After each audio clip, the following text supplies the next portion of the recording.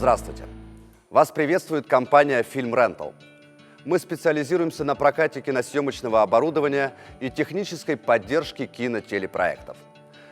В данном видео мы представим роботизированную систему Milo Motion Control.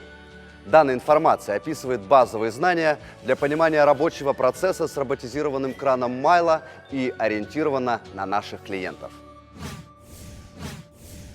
Система Motion Control на протяжении десятилетий успешно зарекомендовала себя за рубежом в отрасли кино и телепроизводства. Сегодня эта технология доступна в Украине и открыта для новых проектов. Разберемся, какие именно преимущества по сравнению с другими инструментами кино и телепроизводства предоставляет система Motion Control. В первую очередь это контролируемая траектория камеры. Это означает, что камера перемещается по точно определенной запрограммированной траектории с контролируемой скоростью и ускорением. Это главная особенность системы Motion Control, с помощью которой создаются визуальные эффекты, которые невозможно или очень сложно создать с помощью других операторских инструментов, таких как операторская телега или кран. Вторая особенность – это взаимодействие системы с внешними устройствами. Тут можно отметить кадровую синхронизацию со съемочными камерами и инструмент Triggers Box, который позволяет управлять другими устройствами на съемочной площадке. Далее мы более подробно это рассмотрим. Давайте разберемся, в каких случаях целесообразно использовать Milo Motion Control. Есть несколько основных ситуаций, когда применяется данная система. Условно можно их разделить на несколько групп. Первая группа. Когда нам нужно использовать Milo как высокоточный операторский кран. Например, необходимо переместиться по заданной траектории за строго определенное время или сделать высокоточное перемещение камеры по сложной траектории. Часто это используется при макросъемке. Вторая группа – это когда нам необходимо многократное повторение траектории. По этому принципу строятся некоторые визуальные спецэффекты, такие как совмещение объектов с произвольными фонами, клонирование объектов, разбиение сложной мизансцены на более простые составляющие и морфинг. Третья группа – это использование Milo в качестве инструмента для создания более сложных спецэффектов, таких как совмещение кадров, отснятых на различных скоростях съемки камеры, совмещение кадров с прямыми и реверсивными движениями камеры, масштабирование объектов, изменение пространственной ориентации объектов относительно фона и друг друга, повторение траектории виртуальной камеры. Большинство перечисленных возможностей Motion Control можно комбинировать и получать разнообразные визуальные эффекты. Позже в этом видео мы рассмотрим, как создается каждый из этих эффектов. Как и любой другой механизм, Milo Motion Control имеет свои особенности и ограничения. Это в большей степени касается пределов перемещения механических узлов, далее мы будем их называть осями, а также пределов скоростей данных осей и их ускорений. Ознакомимся более подробно с осями Milo. Всего их 8, каждый из которых имеет свои пределы перемещения, максимальные скоростя и ускорения. Трек. Перемещение Milo вдоль рельс. Теоретически эта ось не имеет пределов перемещения. Практически длина зависит от количества секций рельс. Максимальная скорость ограничена 2 метрами в секунду. Rotate. Поворот стрелы вокруг базы. Пределов перемещения нет. Стрела поворачивается на 360 градусов в одну и другую сторону. Максимальная скорость перемещения 30 градусов в секунду. Лифт. Подъем и опускание стрелы. Лимиты перемещения плюс-минус 45 градусов относительно нулевого горизонтального положения. Максимальная скорость перемещения составляет 24 градуса в секунду. Extend. Выдвижение стрелы. Диапазон перемещения стрелы 1 метр. Максимальная скорость 0,38 метров в секунду. Данная ось не выполняет роль перемещения камеры, например, как это сделано в телескопическом кране. Extend создан для правильного функционирования кинематической модели Milo и исключает мертвые зоны при повороте стрелы. Angle. Благодаря данной оси осуществляется достижение минимального и максимального положения камеры по высоте. Диапазон перемещения 225 градусов. Максимальная скорость 40 градусов в секунду. Pan. Горизонтальная панорама. Предел перемещения не ограничен. Максимальная скорость 120 градусов в секунду. Tilt. Наклон камеры. Предел перемещения 290 градусов. Максимальная скорость 120 градусов в секунду. Ролл. Вращение относительно оптической оси камеры. Предел перемещения не ограничен. Максимальная скорость 120 градусов в секунду. Все оси Майла в сочетании с кинематической моделью позволяют камере перемещаться в трехмерном пространстве с 6 степенями свободы. Перемещение камеры вдоль рельс ограничено их длиной. Например, для рельс длиной 9 метров максимально возможный диапазон будет составлять 13 метров. Максимальный диапазон перемещения камеры поперек рельс составляет 5 метров. Максимальная высота камеры 4,1 метра. Минимальная высота минус 0,8 при условии, что уровень пола позволяет опустить камеру ниже уровня рельс. Milo Motion Control является транспортируемой системой, предназначенной для павильонных и натурных съемок. Для транспортировки Milo разбирается на составные узлы. Площадь грузового отсека автомобиля для перевозки составляет не менее 18 квадратных метров. На съемочной площадке Motion Control обслуживает 4 человека. Минимальное время разворота Milo составляет 1,5 часа. Однако данное время может увеличиться в зависимости от сложности локации. Для электропитания Milo используется однофазная сеть с напряжением 240 вольт и мощностью не менее 6 киловатт или генератор с такими же характеристиками. Для сборки Milo на площадке обязательно необходимо электропитание. Управление Milo Motion Control осуществляется с помощью компьютеризированной системы FLAIR. Это совокупность программных и аппаратных средств, с помощью которых реализуется программирование и контроль движения роботизированных кранов в Mark Roberts Motion Control. FLAIR выполняет ряд важных функций. Перечислим некоторые из них. Программирование траектории перемещения камеры. Контроль положения осей Milo и расчет положения камеры в трехмерном пространстве. Управление двигателями осей, контроль их перемещения, скорости и ускорения.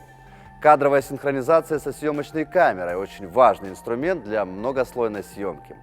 Совместимость с CGI-редакторами. Поддержка дополнительных внешних устройств, таких как ручные контроллеры Mimic, устройство Triggers Box, световой маркер Blue Light, тайм-код, синхронизатор.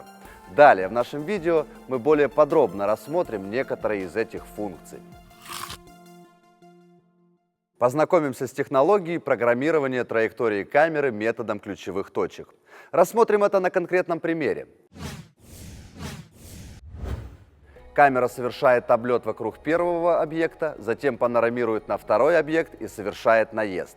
В первую очередь необходимо указать первую и последнюю точки траектории, а также задать время, за которое мы хотим совершить полное прохождение траектории. Указываем первую точку. Указываем последнюю точку.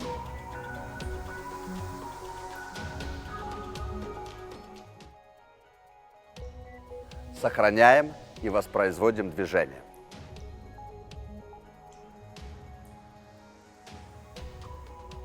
Сейчас траектория камеры выглядит не совсем так, как бы мы этого хотели. Для корректировки добавим еще одну точку между первой и последней. Направим камеру в этой точке на первый объект.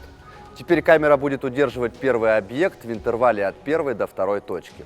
Хорошо, теперь посмотрим, что у нас получилось.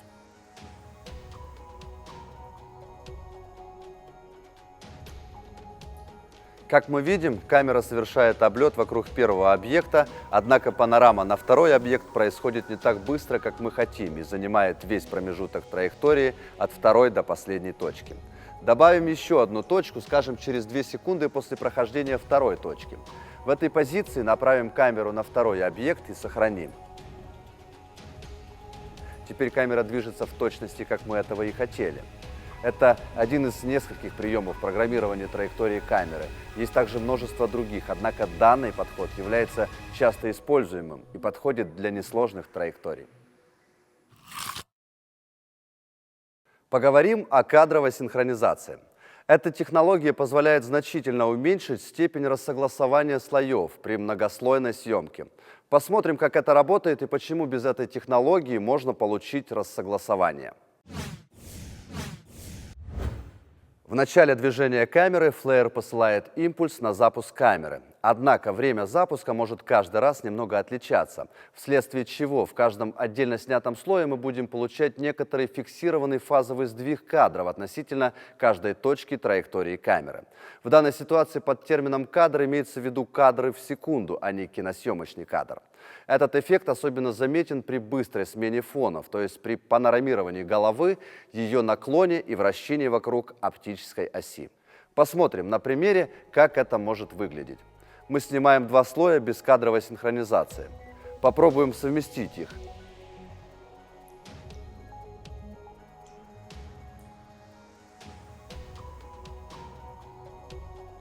Как видно, слои не совпадают. Движение дорожек по таймлайн относительно друг друга также не даст никакого результата. Теперь снимаем такие же слои, но на этот раз с включенной кадровой синхронизацией. В данном случае Flare также запускает камеру, но движение Motion Control подстраивается под фазу синхроимпульсов, которые выдает камера. Посмотрим на результат теперь.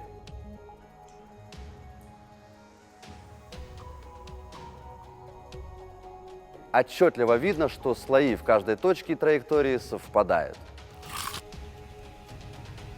В программном обеспечении Flare реализована возможность импорта и экспорта траектории камеры. Это весьма полезный инструмент для работы с Motion Control. Поговорим о том, как можно его использовать.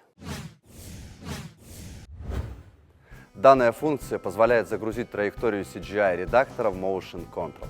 Это означает, что траектория создается в самом редакторе, а затем импортируется во Flare. Этот подход позволяет смоделировать движение камеры в виртуальном пространстве, определиться с фокусным расстоянием объектива, размером декораций, расположением рельс Майла. Благодаря этому можно сэкономить время на съемочной площадке и сделать съемку более прогнозируемой. Для съемочного процесса потребуется расположить декорации и рельсы Motion Control согласно сделанному превизу.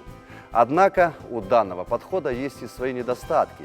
При импортировании траектории из Maya во Flare мы получаем траекторию, в которой количество точек этой траектории будет равно количеству кадров. То есть на каждый кадр мы получаем одну точку. Следовательно, сделать небольшое изменение траектории средствами Flare уже не получится. Это придется делать в редакторе Maya на съемочной площадке, что в некоторых случаях может замедлить съемочный процесс. Использовать этот подход в построении траектории камеры нужно только в том случае, если есть четкое понимание размеров и расположения декорации, схемы перемещения актеров, характер движения камеры и многое другое. В роботизированных кранах Mark Roberts реализована возможность использования ручных контроллеров для программирования осей. Данные контроллеры называются Mimic. Они позволяют сделать процесс более гибким и удобным для оператора. Существует ряд ситуаций, когда есть необходимость использовать контроллер. Рассмотрим их.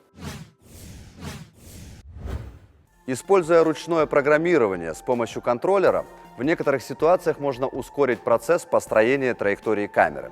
В частности, это может быть использовано для длинных траекторий средней сложности, когда время для их программирования ограничено. Например, мы можем запрограммировать перемещение крана по рельсам, подъем и поворот стрелы, используя метод контрольных точек, который мы рассматривали ранее, а оси Pan и Tilt записать с помощью контроллера. Выглядит это следующим образом. Прописывается перемещение для тяжелых осей, таких как Track, Rotate и Lift. Затем воспроизводим полученное движение с подключенным контроллером. При этом оператор в реальном времени управляет выбранными осями. Система Flare запоминает движение осей Pan, Tilt и сохраняет их. Когда мы снова воспроизведем движение с отключенным контроллером, Milo повторит перемещение осей Track, Rotate, Lift и добавит к ним записанное движение Pan, Tilt с контроллером. Далее полученную траекторию мы сможем воспроизводить необходимое количество раз. Второй случай, когда целесообразно использовать мимик. Допустим, в нашем кадре существует непрогнозируемость перемещения объектов. Предположим, у нас есть автомобиль, скорость которого очень сложно синхронизировать с траекторией Motion Control. В таком случае оператор в ручном режиме управляет панорамой и наклоном камеры, чтобы движущийся объект находился в нужной области кадра. Рассмотрим, какие именно контроллеры имеются в нашем распоряжении. Начнем с самого распространенного из них. Данное устройство позволяет программировать фокус, зум и диафрагму съемочного объектива в ручном режиме. Контроллер целесообразно применять в ситуациях, в которых присутствует движущийся объект с малопрогнозируемой траекторией. Например, когда актер постоянно смещается вдоль оптической оси. PenBars – двухканальный контроллер. Он применяется для управления панорамой головы камеры. По своему принципу работы он похож на голову классического киноштатива, что позволяет просто и интуитивно управлять панорамой головы Майло. Сверху на контроллер можно установить небольшой монитор. Однако PenBars не позволяет сделать движение таким же плавным, как при программировании осей Pan и Tilt, используя метод ключевых точек. Трехканальный контроллер HandWheels позволяет достичь наибольшей точности и плавность в ручном управлении осями Майло. Этим контроллером можно управлять не только панорамой головы, но и другими, более тяжелыми осями Milo Motion Control. Для удобства оператора реализованы функции инверсии и масштабирования осей. Для этого используются тумблеры на лицевой панели. Все перечисленные контроллеры могут работать в режиме наложения. Этот режим позволяет совмещать запрограммированное перемещение осей с добавочным движением, которое записано с помощью контроллера. Это означает, что в реальном времени можно вносить корректировку в траекторию камеры. Triggers Box позволяет синхронизировать Milo с другими устройствами на съемочной площадке, используя для этого группу управляемых входов и выходов. Подавая сигнал на выход Triggers Box, можно управлять осветительными приборами, светозвуковой сигнализацией, пиротехникой и другими устройствами. Запуск Milo можно осуществить внешним устройством, подав управляющий сигнал на вход Triggers Box, например, с системы Playback. Это может быть полезно при многослойной съемке для совмещения в реальном времени отснятых слоев с изображением камеры в данный момент времени. Это позволяет режиссеру в процессе съемки кадра корректировать движения актеров и объектов, учитывая отснятые слои. Использование входа Timecode позволяет так же, как Triggers Box, синхронизировать движение Motion Control с внешними устройствами. Данный инструмент очень полезен при использовании звуковой фонограммы. Для этого в настройках Flare указывается значение Timecode, при котором Milo начинает движение. Старт движения можно указать не только с начала траектории, это можно сделать с любой точки, например, с середины. Для этого указывается соответствующий этой точке тайм-код с учетом корректировки разгона осей Milo. В этой главе мы кратко рассмотрим основные ситуации, когда целесообразно использовать технологии Motion Control и какие основные визуальные эффекты можно создать с помощью данной системы.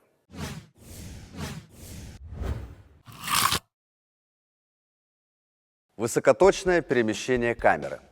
Некоторые съемочные кадры достаточно сложно снять, используя доли или операторский кран, особенно когда идет речь о макросъемке. Технология Motion Control позволяет значительно упростить съемочный процесс за счет контролируемой траектории камеры, скорости ее перемещения и контроля точки фокусировки объектива. Данный визуальный эффект основан на масштабировании скорости перемещения камеры. Траектория перемещения остается неизменной в обоих слоях, но камера перемещается с различной скоростью. Увеличивая или уменьшая скорость записи камеры, система Flare автоматически масштабирует скорость перемещения по траектории пропорционально внесенным изменениям. Этот эффект основан на трансформировании траектории камеры.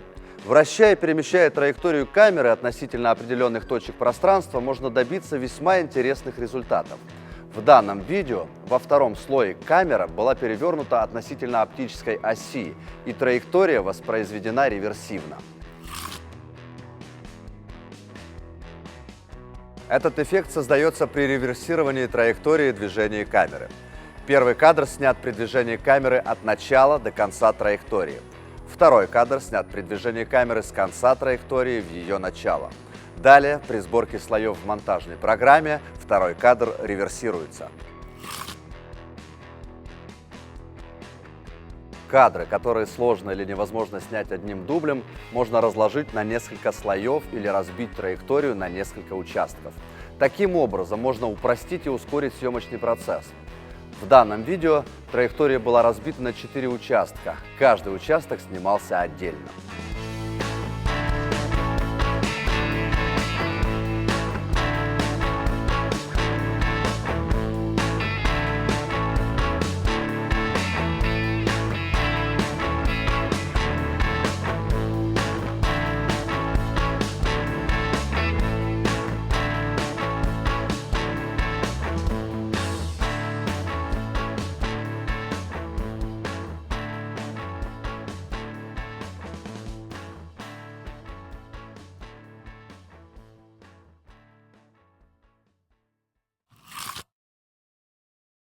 Эффект основан на повторении траектории виртуальной камеры, полученной при трекинге видео.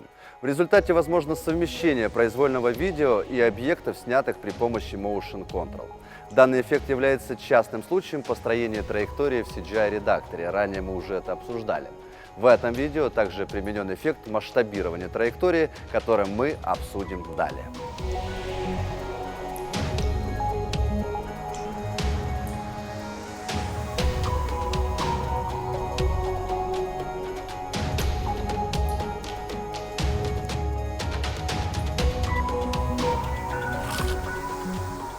Эффект создается с помощью масштабирования траектории и скорости перемещения камеры. Это достигается за счет трансформирования первой траектории относительно определенной точки. При этом камера проходит траекторию за одно и то же время, как и в первом кадре. Масштабирование позволяет помещать одинаковые объекты в одно пространство с различным масштабом. Один объект больше другого. Также можно совмещать объекты съемки с декорациями, изготовленными в уменьшенном масштабе.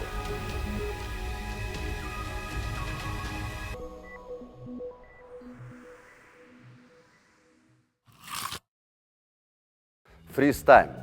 Данный прием является частным случаем совмещения кадров, отснятых на различных скоростях съемки камеры.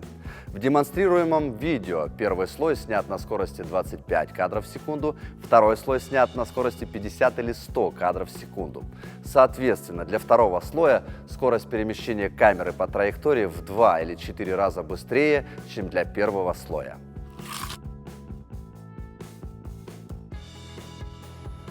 Эффект основан на многократном повторении траектории, благодаря чему фон и объект могут быть сняты отдельно друг от друга в разные промежутки времени. Например, фон можно снять на натуре, а объекты в павильоне на хромакее. Один из распространенных приемов использования технологии Motion Control. Эффект основан на многократном повторении траектории, при этом фон в каждом снятом слое остается неизменным, благодаря чему объекты в различных слоях можно поместить в один кадр. Режим покадровой съемки. Экспонирование каждого кадра производится по команде оператора. Интересной особенностью является то, что в момент экспонирования кадра камера проходит такой же отрезок траектории, как и в обычном режиме при непрерывном перемещении. За счет этого движение фона в кадре выглядит плавным и непрерывным. Последний эффект, который мы обсудим – цейтраферная съемка. В отличие от стоп-моушен, где каждый кадр экспонируется по готовности, при цейтраферной съемке камера автоматически проходит траекторию, экспонируя кадры с заданным временным интервалом.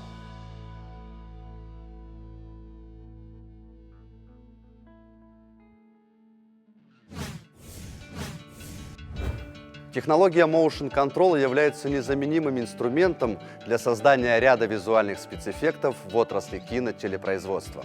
Спектр применения Milo Motion Control достаточно широк. Многие эффекты можно комбинировать между собой, создавая кадры более яркими и интересными для потребителя.